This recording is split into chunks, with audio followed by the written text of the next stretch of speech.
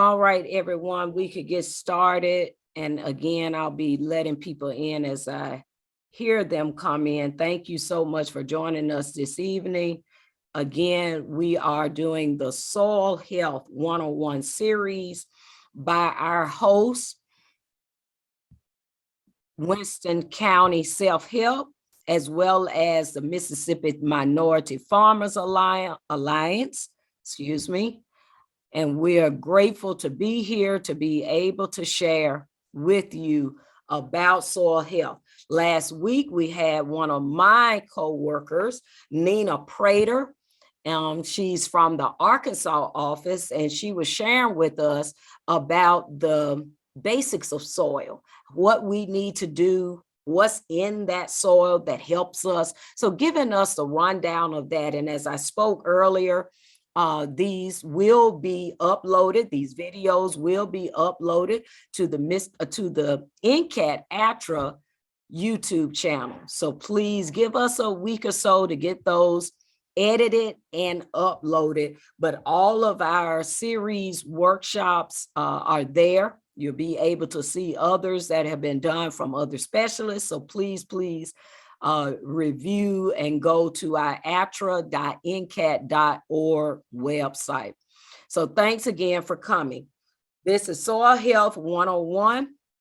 And tonight I'm covering cover crop and water infiltration.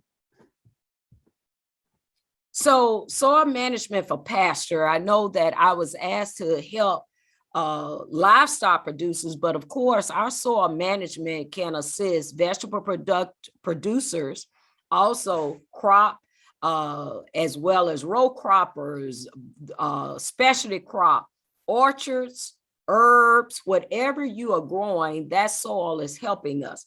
We are honing in on soil management for livestock producers, but we want to make sure that we're teaching you and helping you understand that soil is important for all farmers, whatever you're doing. So sustainable agriculture, what NCAT is known for and what we go out and help assist with and do the technical assistance with, is built around the notion that providing nutritious food and feed improves and sustains the health of people and livestock. So these strategies that sustainable agriculture employs is to really grow nutritious food to emulate nature. That's the key. And that's called biomimicry. When we're trying to emulate nature, we cannot do it 100%, but we definitely can emulate what is here to get the best from our soil and the best from our animals. This is beginning with feeding the organisms of the soil. So the food that soil organisms need to do their job comes in form of organic matter. So holistic plant grazing. Did you know our grasslands are turning to desert? These grasslands that are so important for life. They hold soil in place, store water, store carbon, and feed billions of life forms. 1/3 of the Earth. Imagine the impact of losing our grasslands on civilization, on the earth, to change it. But to change it, we must understand it. Imagine a world of large herds of caribou, buffalo, and other grass-eating species migrating over the lands with their predators. The soils, plants, and animals developed together and lived in balance. Large herds grazed, defecated, stomped, and salivated on the land, which built soil and deepened plant roots. Over time, however, these wild herds have almost entirely disappeared and have been replaced with a low number of sedentary livestock. This disrupted the balance of birth, growth, death, and decay. Grasslands depend on biological decay to survive. And without it, desertification persists. Desertification has long been blamed on overgrazing, too many cattle, sheep, and goats. Although not backed by science, this belief led to human policies and technologies to control desertification, such as removing animals and rejuvenating grasses with fire, further contributing to the problem. While fire does offer short-term benefits by removing dead material to allow new green flush, it also destroys soil cover and puts carbon into the air, causing long-term damage. Destalking animals allows the land to rest, but overrest inhibits biological decay and can lead to fires. The process must be biologically active. Grass needs animals to thrive. Recently, we discovered that the problem can be reversed with the very thing on which it has been blamed: herds of livestock. A new form of management that mimics the natural behavior of wild herds and restores the balance that once was. This can be done through holistic planned grazing. With a holistic approach, the natural cycle can take place. The grasslands can be healed, people can thrive, and the earth can be restored. Plants, animals, and soils developed together. Only when our approach to livestock management mimics nature will our grasslands begin to thrive. Under the research and direction of Alan Savory of the Savory Institute, this methodology to reverse desertification has been proven successful in parts of Africa, Australia, North America, and South America. Be a part of this change.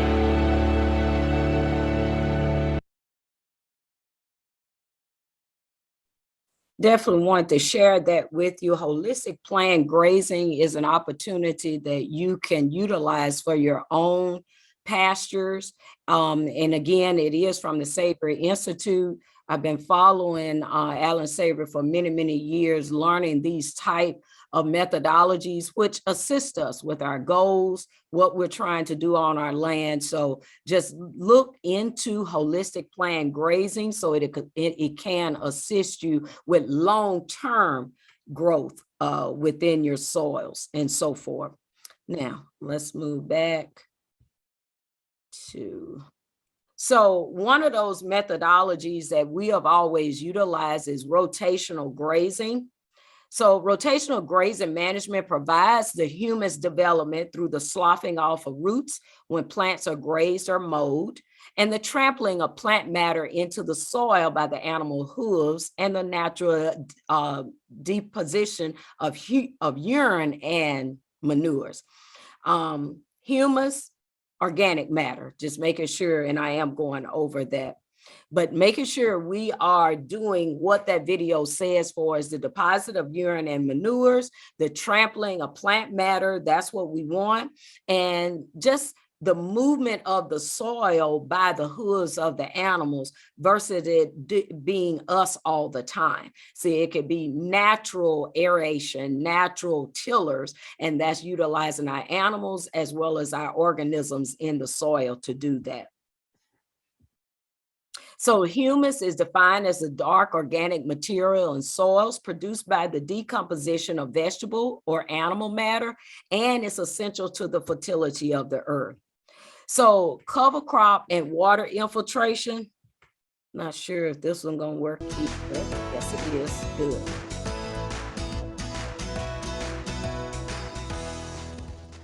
Good morning. My name is Mike Lindsay. I'm State Soil Scientist for NRCS in Louisiana. With me is Chris Carell, the State Agronomist with NRCS in Louisiana. And what we'd like to talk to you today about is soil health. And we're going to be demonstrating our rainfall simulation unit, which simulates a rainfall event. And we're going to look at erosion under different relative amounts of cover on soil types. NRCS has become involved with the soil health initiative nationwide. And we're looking at things that improve soil health across the board. Primarily, one of the major issues is trying to keep cover on the ground all the time, plants growing, diversity of plants, disturb the soil as little as possible, and the primary idea is to try to build organic matter in the soil. But back to the rainfall simulation, pans packed with soils. This pan simulates a natural vegetative cover, thick vegetative cover. The other two on the other extreme, the pan that's been heavily tilled simulates heavily tilled soil, and something intermediate, a soil that has been tilled but it has a residue cover on it. And we're going to look at ideally the differences in amount of under simulated rainfall, amount of runoff and amount of infiltration and flow through into the soils, simulating soil water storage and availability for plant uptake later on.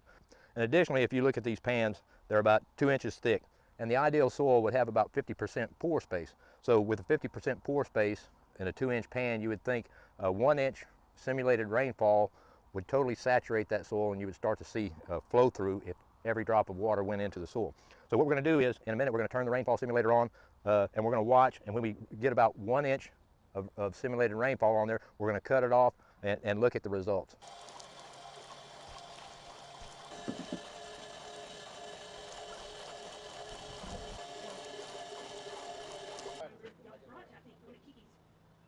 what you're looking at is the difference between, again, tilling your soil and what people think is loosening it up to improve infiltration, keeping residue on the surface, which you may do with undercutting tools. There may be some tillage involved, but again, you allow some residue to remain on the surface. And what we're doing here is simulating, say, a cover crop that you're planting during the winter, or again, during the growing season, right before, right after your cash crop. What's happened here, if you look at the jars, and again, we'll take them off for you, is that the majority of the water that we've applied is run off of the field. Very little infiltration has occurred, and most of the water that's being applied either by rainfall or through your irrigation system is being lost. Not only are you losing water that you're applying, but you're also losing topsoil. The precious topsoil that you're trying to build is being lost along with all the nutrients. Nutrients and organic matter that's being built up in that surface few inches is being lost to nearby waterways. And I can't say this enough, but water quality is probably the #1 resource concern right now that the Ag Center as well as NRCS is dealing with across the country. So just know that it's very important for you to keep that topsoil, that organic matter, and those nutrients on your operation. You can see just by leaving a little bit of residue that we have quite a bit more infiltration. You can see the difference between bare soil and just a little bit of surface residue. What that surface residue is doing is protecting the soil and again dissipating that energy from the raindrop, allowing it to slowly infiltrate into the soil. And those very small particles, instead of being dislodged and blinding off those pore spaces that allow infiltration, it's allowing the water to slowly infiltrate. And again, you do have some infiltration. This is kind of a in between, or I mean, it's okay, but it could be better. And you can see there is some flow through into the system. This is water that you're banking for later on, and this is your water storage capacity. And you can see the best system is, again, to keep a living root growing throughout the year. And the best way to do that, in addition to obviously growing your cash crops, is to plant cover crops. And cover crops will not only help you improve infiltration year-round, but they'll also help you build organic matter. And it's organic matter that's responsible for holding the soil structure in place, keeping it intact, and maintaining that water holding capacity that's so important for, again, taking advantage of irrigation water that you apply or Mother Nature's rainwater. What you just saw is not only applicable to large-scale agriculture, but also very applicable to your vegetable operations, anything else that you're growing out, even small-scale operations. You can take these same principles and apply them to what you're doing. On your vegetable operations, some of you have the option of moving the area around that you plant from year to year. This is also a great time for you to plant cover crops. In doing that, you can bring a different root system and supercharge that system, not by just allowing annual weeds to come up or volunteer plants to come up, which may not produce as much biomass as cover crops, but you can choose what's planted out there and plant something that you know you can control, produces a lot of biomass. You can control how much root diversity you have, and in essence, instead of maybe a 3-crop rotation, you can build in a 12, 15-crop rotation. So just think about that.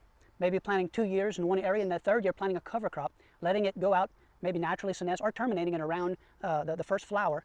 And what you'll find is that that following year, after that cover crop, you'll reap the benefits.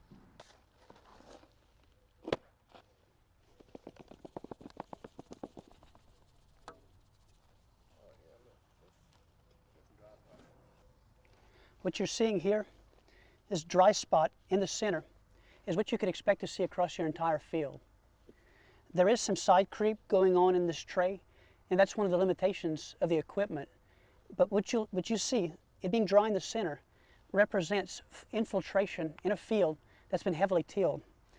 But you can see by having just a little bit of residue on the surface, you get a little better infiltration, really a better compromise than having nothing covering the soil. In a bare soil, you would retain this effect until you had standing water on the soil or very long duration rainfall. You'd have to have a positive head of water pressure to drive that water in where you didn't have runoff any longer. In the tray that had what would represent a cover crop, you can see that all the water infiltrated. And this is what you would see, again, as your water bank going into those periods of time where it's very dry, especially important on crops where you have little access or no access to irrigation. So again, you want to take advantage of what Mother Nature provides for you. Just having a 2 or 3 crop rotation, you can have a 16, 15, 14, many crops within a single year. Very diverse root system, and that diverse root system and diverse soil ecology is going to help you take care of problems with insects and disease. Kind of in summary, the 4 primary soil health principles that we try to discuss and impart to people is plant diversity. The more plant diversity is the better. Plant diversity leads to microbial diversity and overall soil health. cycling of more diverse nutrients, more organic matter accumulated in the soil, disturb the soil as little as possible. Again, this is a perfect example of that. It was tilled to oblivion. As minimal disturbance of the soil as possible is best. Try to keep a living plant on the soil year-round to protect that soil. And year-round here in Louisiana, we have enough biological activity that you can grow plants almost 12 months out of the year. Keep those nutrients cycling through those plants up into the surface of the plant. When it senesces, you're recycling your nutrients thoroughly again. When you can't grow a cover crop year-round, a live living plant, at a minimum, try to keep the soil covered with some type of material, obviously mulch or other crop residues. So again, keep the soil covered. And those are the 4 primary soil health principles that we try to impart to people. If you'd like to learn a little bit more about soil health, cover crops, or conservation, please come into any one of the NRCS field offices near you or Right. Wanted to definitely share that with everyone on this particular thing. Yes, I can. The recording is going to be on our NCAT ATTRA YouTube channel, so it'll be there shortly. Thank you so much for joining us. So I wanted to add in the cover crop and water infiltration. Some of you probably have seen that simulation when you have visited different NRCS opportunities and so forth, but I definitely wanted to share that with you to show the importance of making sure that you have a soil cover. We tend to just forget that. We tend not to do that. And I just wanted to make sure that you understood that we have to have soil cover always on our land. So the importance of humus is most evident during a drought. Soils with higher organic matter retains moisture better, which allows the plants to remain green and to survive longer in the face of a drought. We're in the South, we have those hot seasons where we're 100, sometimes 100 plus, and we have had drought in our area. So being able to retain water is very important, where you don't have to worry about that you know that your soil have held water throughout those rainy seasons. So you are, one, building organic matter, but of course you have the moisture there, so the drought is not so hard on your particular property. Increasing organic matter in soil also will improve its texture, help with aeration, reduce compaction, and improve the growth and survival of plants. We need organic matter. So ways of increasing organic matter, of course, is using rotational grazing and other forms of good grazing management. Using animal manures, compost, or other natural fertilizers, using cover crops and green manures in mixed crop and livestock systems, and then last, minimizing tillage and the length of time that soil remains bare. These are the ways to increase organic matter, and of course, there's many, many more, but these are the ones that most of our farmers, you all understand and you can do this season. So here's a cover crop chart, and you're able to find this online. I found this many, many years ago. So most of us know about the periodic table, and this person formulated this cover crop chart to mimic the periodic table. And so the growth cycle, you have your annual, your biennial, and your perennial. That's your growth cycle, and that's your A, B, and P. You have your relative water use, what that's low, medium, and high. And then your plant architecture, if it's an upright spreading, or is it prostrate? And those are all the symbols that you'll see down here that identify our cool season, our warm season crops. Then it also identifies as grasses, which are in the green, our broadleaf, which is all the way across in the center, and then it breaks it down in the immediate center to our legumes. So please, please do that research. I can definitely send it to you, but like I said, I was able to find it online, but I don't mind at all to send the cover crop chart.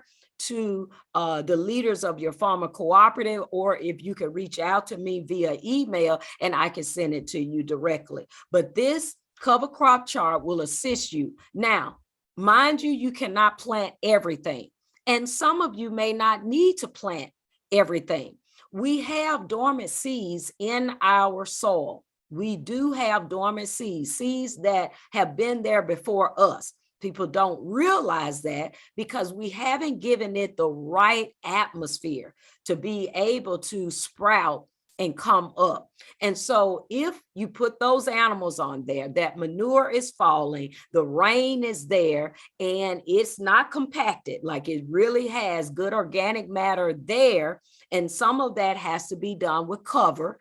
Some of us utilize hay, straw, whatever it needs to get some type of cover on your soil after you have seeded. Or if you want to see if dormant seeds are there, you could cover with straw or hay, not leave it bare. And of course, if you're if you're seeding, you can utilize a no-till drill to make sure it is getting soil contact. So it's many, many ways of utilizing our tools and equipment to get these cover crops in our soil. And again, I like to share with people, the cover crop can be killed off in many ways. And I know most of our farmers here utilize a chemical burn off for their cover crop. But one thing I wanted to share is some of our cover crops, especially livestock producers, you bring the animals in there. That's what green manure, that's what they're talking about. Bringing the animals in there and they're able to eat off down to 4 inches.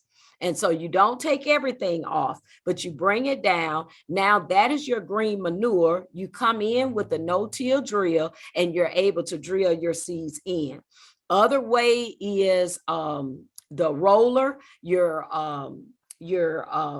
being able to lay down your cover crops, breaking off the stem. And again, that's green manure and you're utilizing that as a mulch. So a green manure, a mulch for you to help with weed suppression. So you have various ways of killing off of that cover crop. And so if you have questions about that at another time, please reach out to me.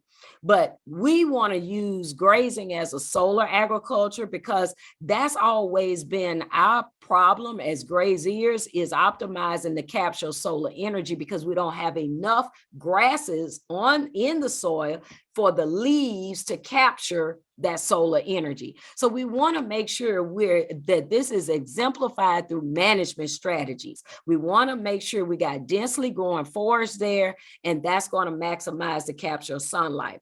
This management practice that keep pastures green for as long as possible throughout the year. That is what we're trying to do. So that means we got to select the appropriate forage species and developing a good rotational grazing system.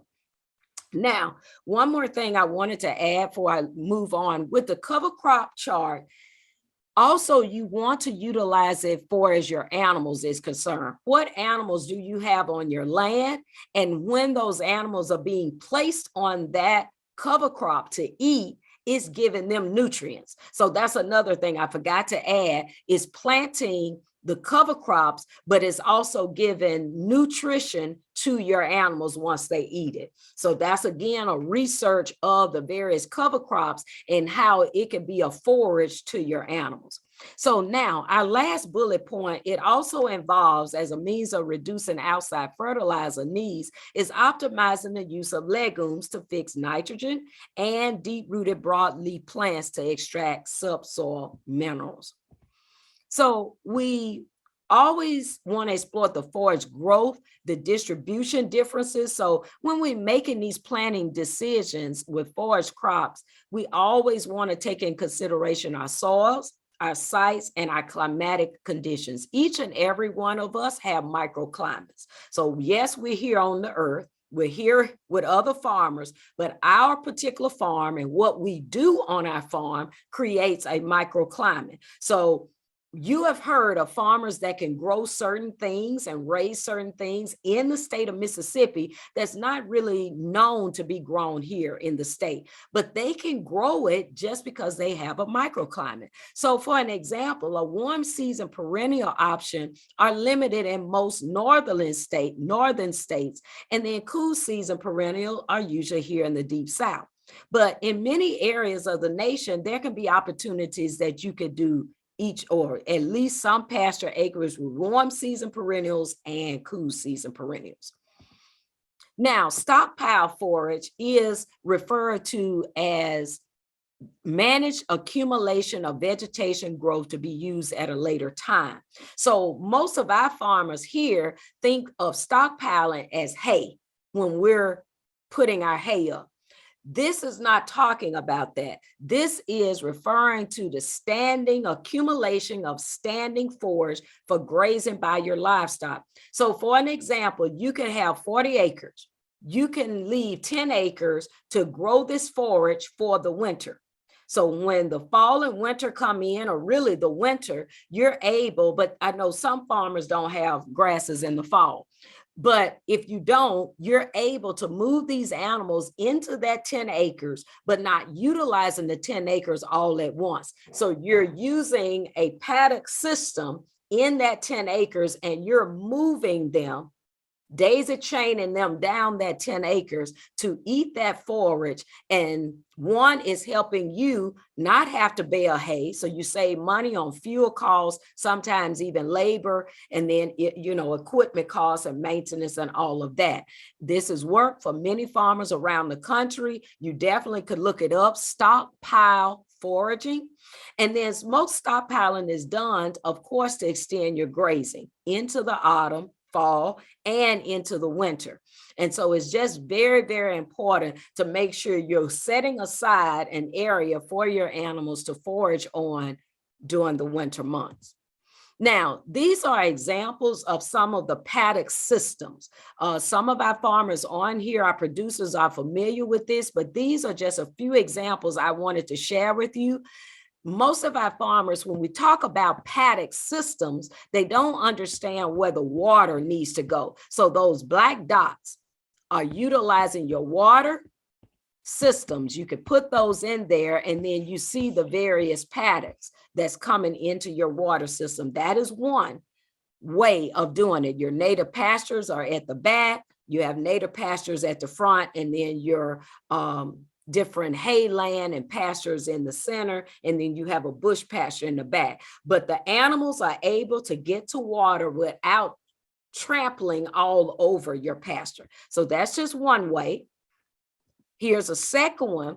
Many of our larger producers, I'm talking about 100 plus acres, 200 plus, sometimes even into the 1,000 acre, they utilize a pivot type way of their water system. So they put the water in the center in a fixed location, and then their temporary fencing is pivoting and going around that water system. So that water site is in one center point, is not moved.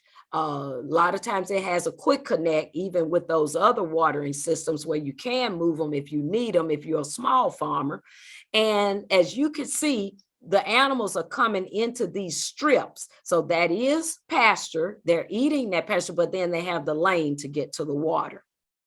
The next is what most of us do.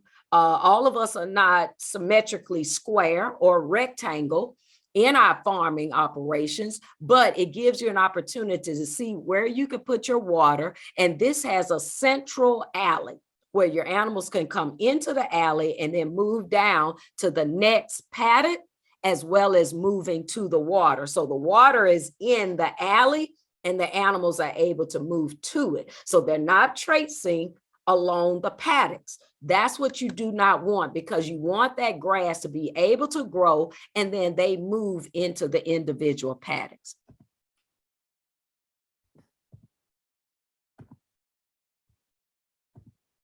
Next, this is a video to briefly show how this has been done. I'm sorry about that one. This one's not working as well. And some of our producers that was on the UCAC Rural America Conference, they were able to see this particular video. I definitely can send it to your leaders to make sure you're able to see it. But it's basically sharing a farmer's way of using a grazing stick to capture the height of your grasses during your spring and basically your spring and summer months. So you want to capture the height of your forage. What do each one of your pastures do?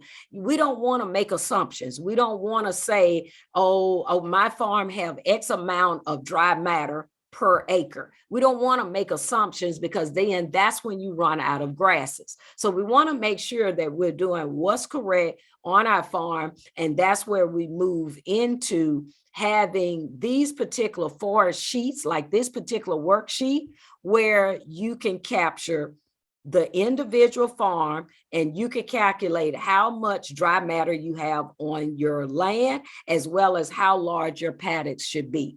And so we want to make sure that we're utilizing these type of worksheets for our individual farms where we're not making assumptions.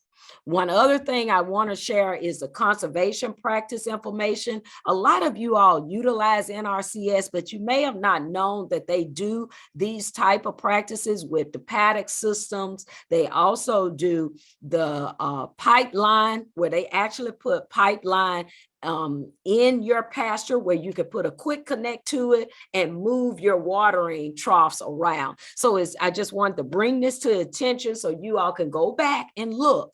What do the grazing lands conservation practices offer me now? What, we utilize fencing. Most of us utilize the cover crops and so forth, but it's so much more that we are eligible for as producers, livestock producers. So I definitely want you to go back, look at what, and we are in a new year, so NRCS may have made some changes with their grazing land practices. So please go to their website for the state, for your state, and see what they offer for grazing lands. So that is it for me. This is my contact information. I will open it up for questions, but please reach out to me if you have any questions about cover crops, water infiltration, any of the paddock type systems, management intensive grazing, any of those types of things. Please reach out to me where I can definitely assist you with that. And I will open it up. I apologize. A lot of times I go pretty fast and I apologize for that. But I wanted to make sure I get everything in tonight to make sure I'm giving you a wealth of information when it comes to soil health for livestock and the various ways that we can do livestock. So do we have any questions from anyone? You can unmute yourself or you can type your question in the chat, whatever you need. Any questions? Mr. McReynolds, and I think Mr. Frank is on here. Is there anything that you want me to highlight more on that we've gone on over this evening?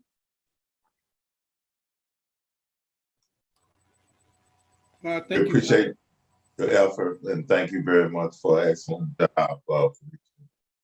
Yes, sir. To help farmers here. I think Mr. McReynolds have a question for you. Yes, sir. Thank you. Mr. McReynolds? I think you did a good job of covering it. Okay, thank you so much. We did have, go Felicia, ahead. I do want to ask you, and I'm thinking, and this is only my assumption, that our farmers may encounter a super drought season. Is there anything in terms that we need to be doing for our grazers now to be prepared for maybe a drought coming up sometime in early June? Yes, sir. It's my prediction, okay? Yes, sir. Yeah, I understand. What I was saying earlier about the hay or the straw, most of the regenerative ag people and the gurus out here, they share with us that one of the ways to make sure you could get cover on your land is utilizing hay or straw. I like to utilize hay because my animals are here and I'm having to buy it anyway, but rolling out your hay, one, that's adding grass seeds, as we know, those grass seeds are in the hay, but it's also putting cover on your land. And so when it rains, Mr. Taylor and everyone on here, it's retaining moisture because it's not just running off. As you saw with the NRCS water simulator, any cover helps. We just want to make sure we have some cover. So yes, sir, and it possibly could be a drought this summer, but we want to make sure that our farmers have some type of cover. So those areas that are bare, because I know most of us don't have a whole pasture of bareness. You have spots. So you have grasses, but you have bare spots. That's where you need to roll out your hay. So that would be helpful. You could do that. And so forth. And then look at it. Look how it decomposes. If you need to put more before July, August, please do that. You are allowing the animals to eat it if they want to, because now they're bringing the urine and the manure. And that's what helps those dormant seeds come up that we want, but then also is fertilizing the hay seeds. And that'll create where now that bare spot will start growing. So I hope I answered your question, Mr. Taylor. You did, and we have some hay that got wet. We got it rolled. And so I think, Alan, we may have about 20, 30 rolls on the farm at this point, right, Alan? Yeah, it's approximately 25, maybe even a little bit more. It's older hay that could be utilized for that particular purpose. Probably one thing, Ms. Bell, that I would mention as one of the practices that producers might consider,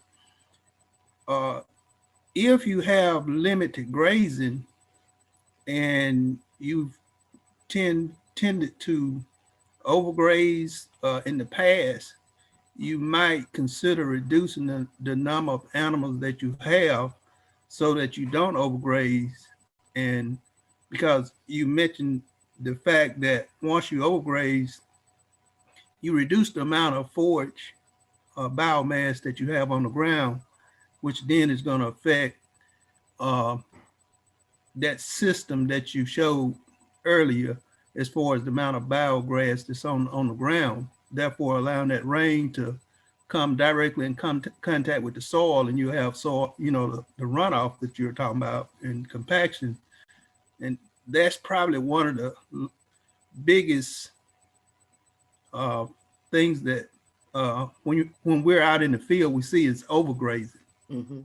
And so we might have to reduce our numbers at some point in time if we're going to be overgrazing, so that we don't run into those situations that you mentioned earlier. So that might be something that some of the producers might consider. You can always increase your numbers once you get your biomass to the point that you want it. But if you're overgrazing, you're going to run into the problems that you were talking about earlier. Yes, sir. Yes, sir. And that sheet that I have, and we did get a question about the worksheets. I definitely could share that. And I could pull that NRCS. That was the particular question about the NRCS grazing practice, grazing land conservation practice sheet. I can pull that for this year, because every year you need to go on their website and look, because we have changes in our states and so forth. So we just need to know what is allowable this year. But I can pull that, as well as that what Mr. McReynolds was talking about, decreasing your herd. Then you could utilize that sheet to calculate what size your paddock should be and move to that type of system. But then you could utilize this sheet to tell you, hey, I don't have enough land. Like, it tells you that, because you're actually putting in the number of animals you have and the weight of those the animals. So it tells you right off the bat how much grass you need, or dry matter, which is our grasses, to feed that particular particular number. So Mr. McReynolds is right on the money when it comes to decreasing your herd, build up your biomass, build up your soils, and then now you could bring the animals back. Thank you, Mr. McReynolds. Any other questions, comments? Oh, one thing I wanted to add, Mr. Frank and Mr. McReynolds, with the hay, make sure it's not sour. So making sure those old hay bales are not sour, and have any type of fungus or anything growing, that'll make your animal sick. So please make sure you check before you actually roll it out for the animals to get. If you could check one bale and make sure it's okay, and just because that's gonna wreak havoc on them with the sour bales. And sometimes you have if they get damp and a lot of moisture, fungus will start growing inside of those bales because it's the right temperature and so forth. And so please check that, because you'll have sick animals just because that hay was put out there. Ms. Bell, one other thing that the producers might consider, and you discussed that during your presentation, is the fact that if we can utilize stockpile, that's going to reduce the amount of inputs that we have to put in during the winter time. Therefore, we'll be keeping that money in our back pocket. And as much as possible, especially if you're on limited acres, you can use, as you said earlier, electric fencing to, I would say, just to control your cattle where they don't graze. Even if you only do 5 acres, save that 5 acres. Do not let them graze it during that last quarter coming from the summer into the fall. If you leave that 5 acres and you have a substantial amount of forage that's left, then when those really cold months come in, you can turn those cows in on that stockpile, and they'll have plenty of grazing, and that'll reduce the amount of supplemental feed that you have to feed those cows, because they have adequate amount of forage and grazing out there at that particular time. And that's some of the coldest, hardest months and times that our cows have to face. So if we got them on good forage during that period of time, the cattle are going to perform and do better and be able to maintain during those winter months. Mm-hmm. Definitely. Thank you so much.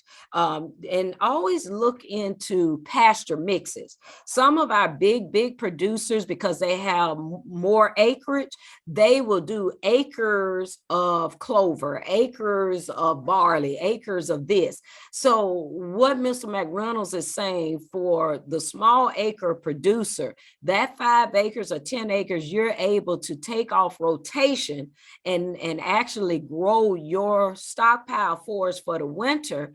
Do a pasture mix. And that means you'll have natives in there as well as perennials, and have some of course some annuals, and then you also have some biennials. So do a pasture mix in your pasture, and then you won't have any issues with bloat with your animals, because you cannot do like a one monocrop like clover, because then you put the animals in there and they eat too much of it. So you always want to make sure you're doing a pasture mix, and it will be clover in that pasture mix, but you won't have the issues of your animals getting sick for eating too much. And that has happened to some of our farmers and so forth. So do a pasture mix and you have no worries.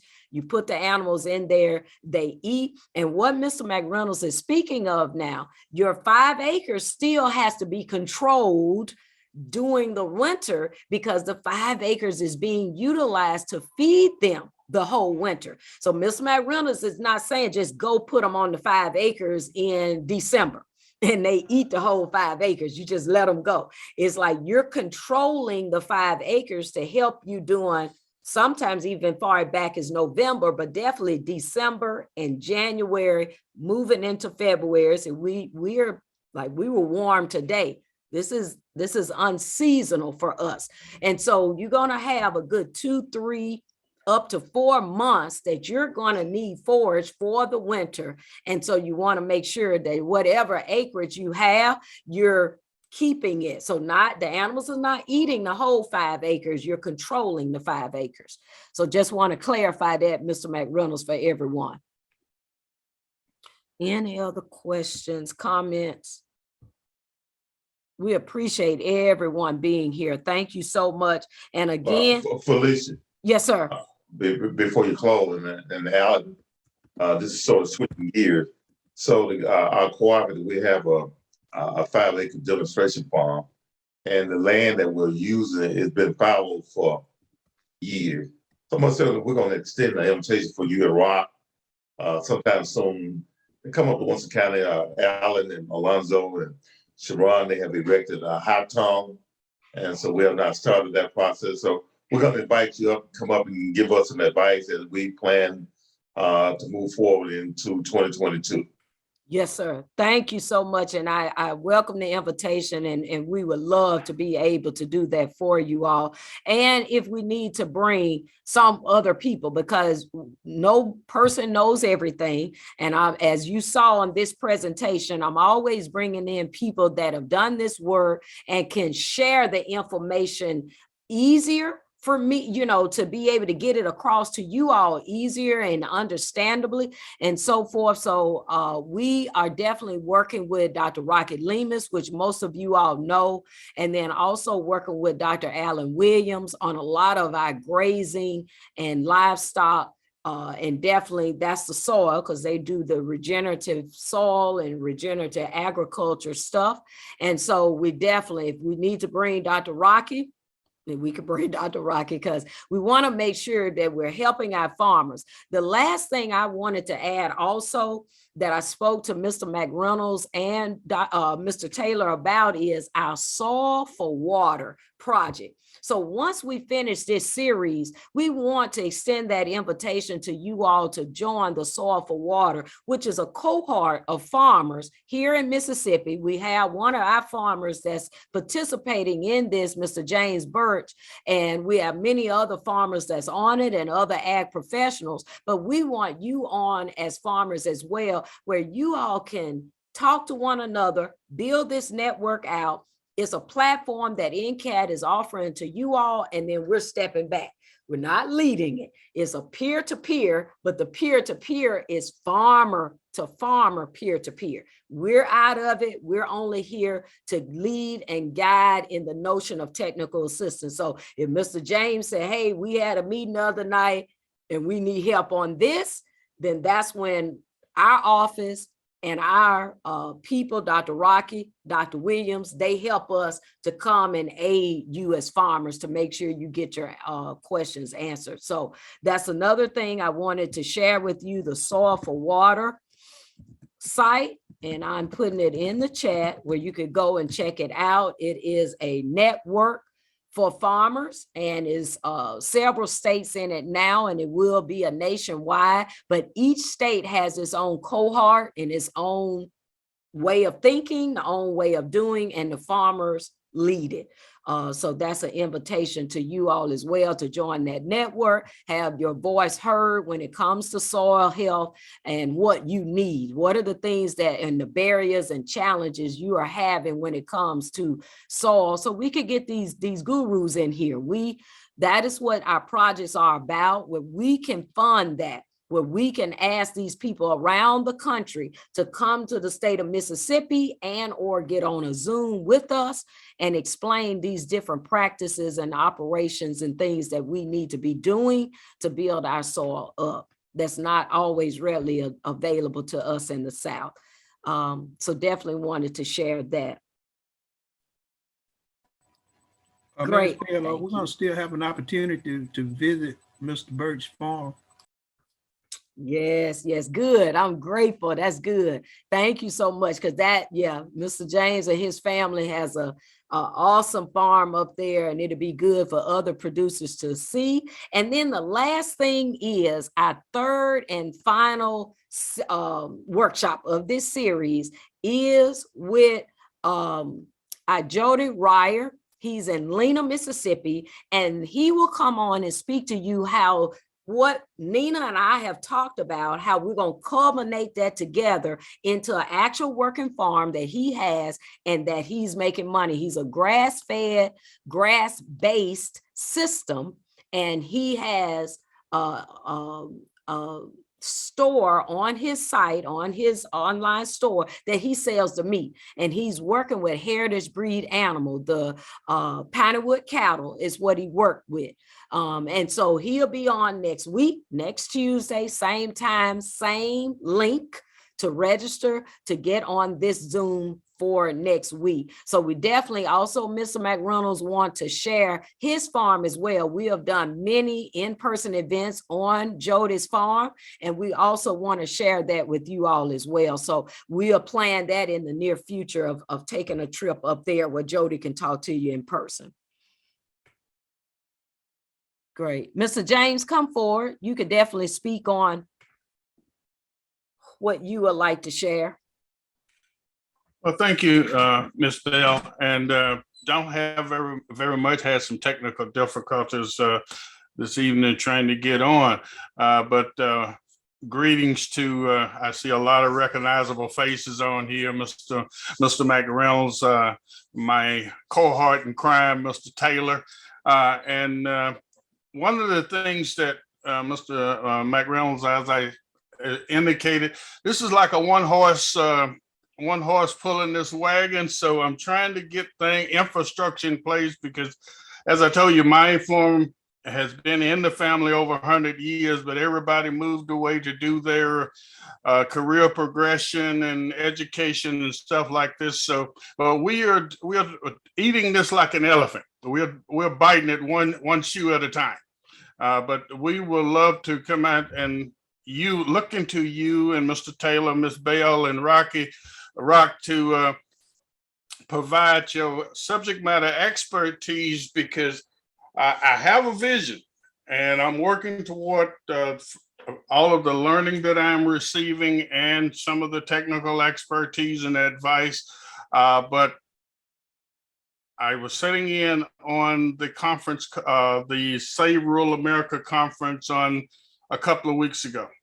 And when they started talking about by 2050, how we are going to need to increase the production of our food source, that is paramount in my vision. So basically what I'm trying to do is not necessarily go organic, but to go as close to organic as possibly can, and to utilize, if it's a corner in the yard, we plan on utilizing it to grow something that's edible, and along with the animal inventory that we are looking to acquire. Thank you, Ms. Bell. Thank you so much, Mr. James. We appreciate you always being able to work with you and share the wealth of information you have and your family offers us. So please, anyone, please reach out to Mr. James. Visit each other farm. That's how we learn. And so Mr. James has been an intricate client. As I said, Jody Ryer, he's a friend of mine personally, but I reached out to him and like, hey, we need you. And so he has been here for us, and that in-person opportunities to make sure that our farmers know that it can be done. You can make a livelihood with livestock production, but you can also do it within a grass-based system. So our farmers, they're doing some stuff, and we want to make sure we're sharing that with everyone. So please reach out to each other. We'll get those invitations. Ask for invitations if people don't offer, like, hey, can I come see your land? Because that's the only way, as Mr. James said, we're going to move forward. We got to get ready for whatever is coming. This is always what we've been taught by elders. And so we need to be putting these things into place, the education, but also the implementation. So Mr. Frank, Mr. McReynolds, anything else? Yes, Mr. James? One other kudo. I think I had shared it with Mr. Taylor, and I know there was a couple of other people that I have contact with. There was a private donor that was providing small grants for veteran farmers. And I don't know if I was instrumental in that or what, but we had 13 applications this year, and all of them was from Mississippi. And out of that 13, we selected 6. And so I will be coordinating with them to see how we can assist them. So they are ranging from here up in my neck of the woods here in DeSoto County, all the way down through, I think, down through the Madison County area. So we have 6 awardees. They've already been contacted. They are all receiving 5K. And so as I told them, I said, you don't turn down anything but your color. And so we'll be working with them and try to integrate them into the soil for water because some of them are vegetable producers and some of them are livestock producers. Thank you. That's amazing, Mr. James. Go ahead, Mr. McReynolds. I was going to ask Mr. Birch if that's a one-time thing or it's going to be done annually for a number of years. Well, this was the second year. The donor said that he potentially had enough funding for 3 years. So this is the second iteration. But what we're also trying to do is we're looking at trying to go out for some NIFR or some of the big ticket grants that we can integrate more of our farmers into that organization. Great. Thank you so much, Mr. James, with providing that information to us and so forth. And Mr. James, if you don't mind, if you could send that to me or send it specifically to Mr. McReynolds, Mr. Frank, where that could be on their radar for next year.